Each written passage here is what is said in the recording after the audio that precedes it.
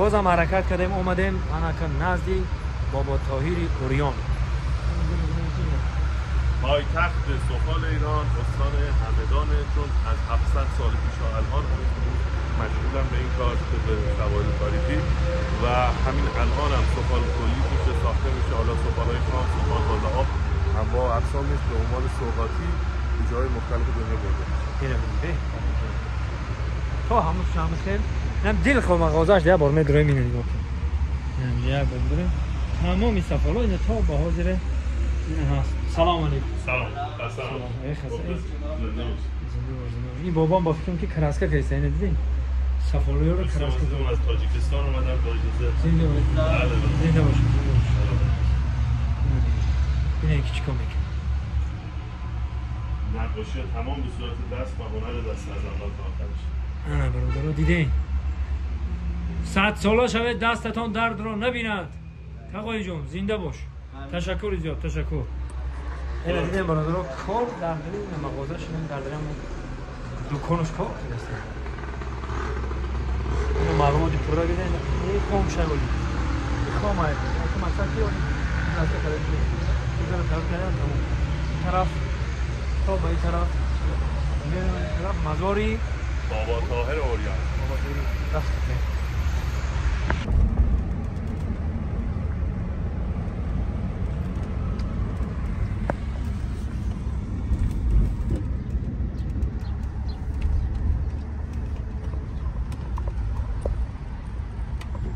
بریم به سمت بابا طاهر اوریان.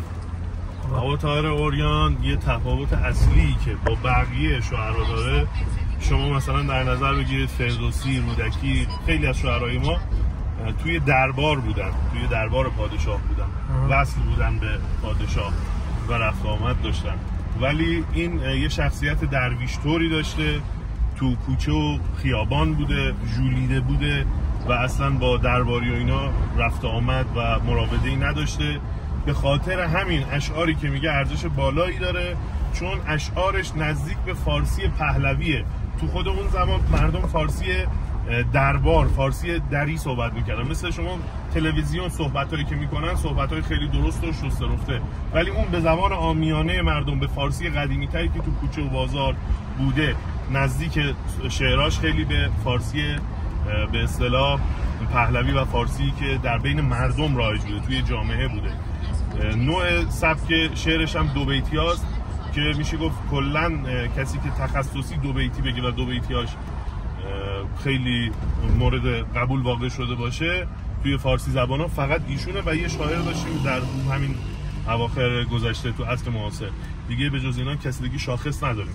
اشعار بسیار خاصی داره، خیلیتون شاید شعرها رو شنیده باشید ولی ندونید از بابا طاهر اوریان. اوریان هم به خاطر لخت بودن، نه که لباس ظاهری لخت باشه، اینکه از دل کنده از مال دنیا، از اموال، از اینها، از تمام چیزای دنیوی اوریان شده. ما برام خب بابا طاهر اوریان میگفتن. بله. این تماشا کنید اینجا شهر زیباترین، شهر شوترین همدان.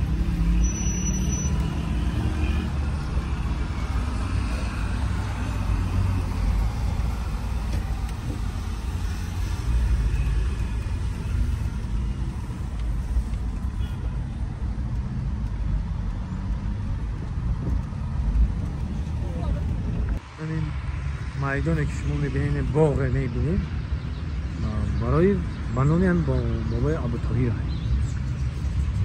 خیلی از باغ هست، بعد میری صد آرامگاه همه جا دارم. ابو علی میسینا دارم که بریم همه خیلی هم؟ بله، اون ابو علی سینا دقیقا وسط میدون واقع شده و مرکزیت بهش دادن.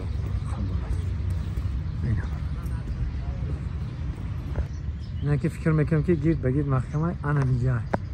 اینجا درگذشته تپه بوده. بالای این تپه دفت شد. از اون ور ورودی، از اون ور ورودی. اینجا که وارد بشیم. از این طرف جای درآمدگاهش.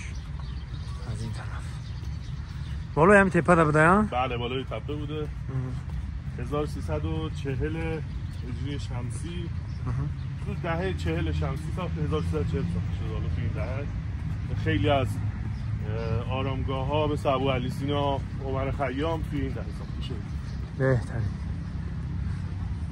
نه برادرها نداری.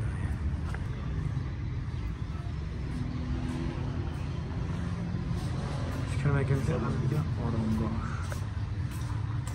بابا طاهر اوریان. فکر میکنم که این هیکل شد مجسمهش. نه بابا طاهر اوریان و مجسمهش دیدیم.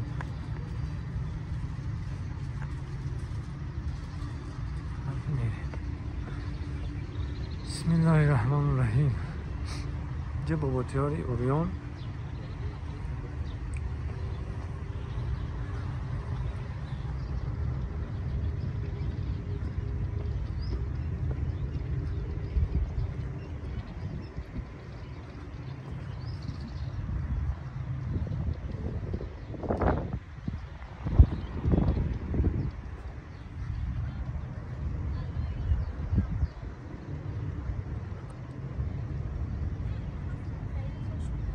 سلام علیکم.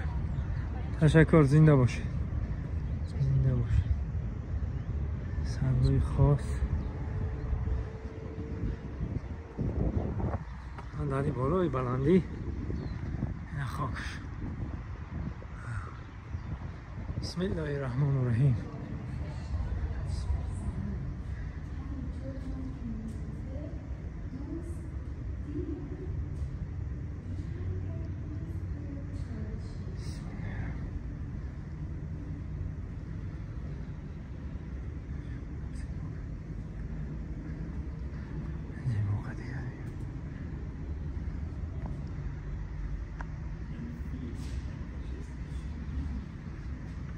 این از جاگاش قبر